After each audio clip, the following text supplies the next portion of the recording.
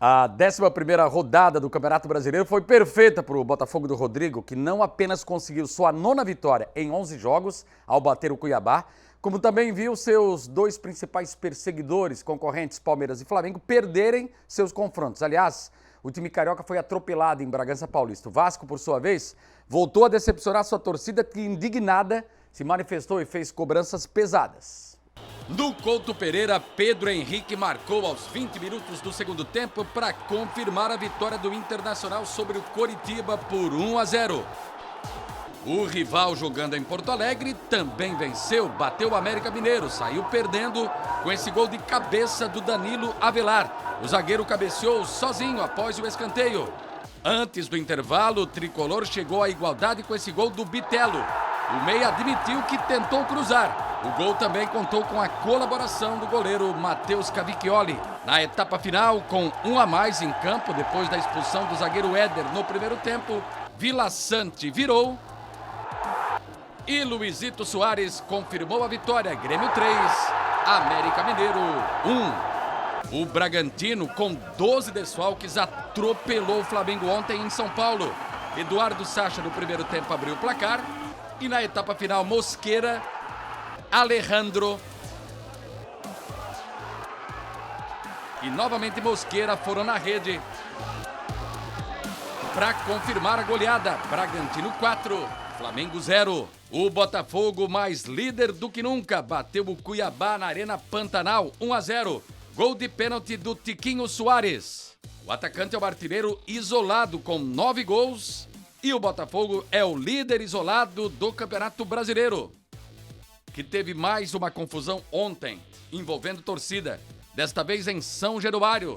O Vasco da Gama perdeu, aumentou sua crise ao ser superado pelo Goiás, 1-0, com esse gol do Morelli.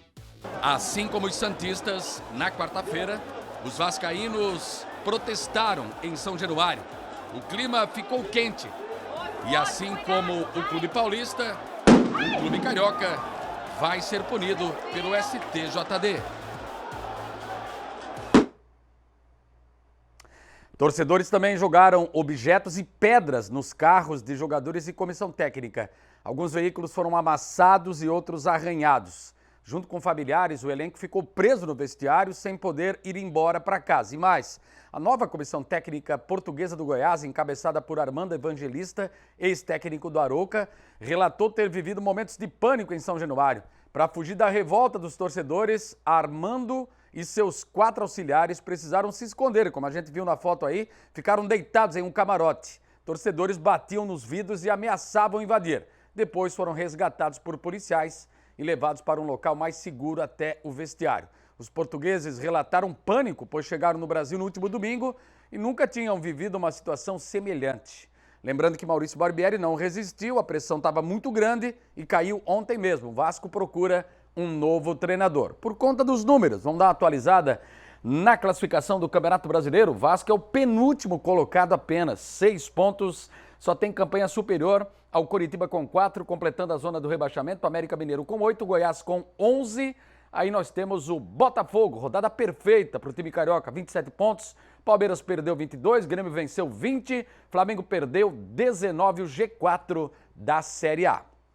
Jogos do fim de semana, vamos confirmar para a gente aqui. Na tela do Balanço Geral, a rodada abre amanhã, 4 da tarde, em Curitiba com Atlético e Corinthians. Esse jogo no Paraná também. Amanhã, 6h30, tem Fluminense e Bahia no Maracanã. Voltando Maracanã, gramado liberado. Fortaleza e Atlético Mineiro, 6h30 também. Castelão, lá no Ceará, Cruzeiro e São Paulo, amanhã, 9 da noite, no Independência, em Belo Horizonte. Domingo, grande jogo da rodada. Palmeiras e Botafogo, 4 da tarde, lá em São Paulo, no Allianz Parque. O Grêmio recebe o Coritiba no mesmo horário. Na Arena, em Porto Alegre.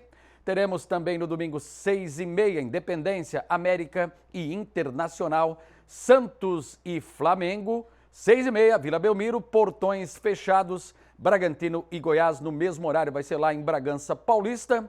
E por fim, na segunda-feira, por hora está mantido, por hora, São Januário, Vasco da Gama e Cuiabá. Até porque o STJD determinou, só para lembrar, que o Santos jogue sem torcida, inclusive como visitante por 30 dias, até que o caso seja julgado pela corte. Série B, depois de CRB 2 e Ituano 2, mais um jogo da 13ª rodada foi disputado. Desta vez em Recife, vitória de 3-0 do Sport para cima do até então embalado Juventude. Classificação, vamos confirmar o time pernambucano na frente e também ratificar a posição dos catarinenses. O Avaí é o penúltimo colocado, está na zona do rebaixamento, a Chapecoense também está na zona da degola e o Sport, confirmando, lidera com 27. Participação dos catarinenses no final de semana. Nós temos aí os nossos representantes. O Avaí pega o Londrina, 4 da tarde no estádio da Ressacada. E o time melhor posicionado, o Criciúma, encara na Arena Condá a Chapecoense também amanhã. Jogo marcado para 5 horas. Série B de Santa Catarina, segundona, o Metropolitano abre a 5ª rodada em Palhoça, na tela aqui do Esporte do Balanço Geral. Guarani Metrô, amanhã, 3 horas, Renato Silveira em Palhoça.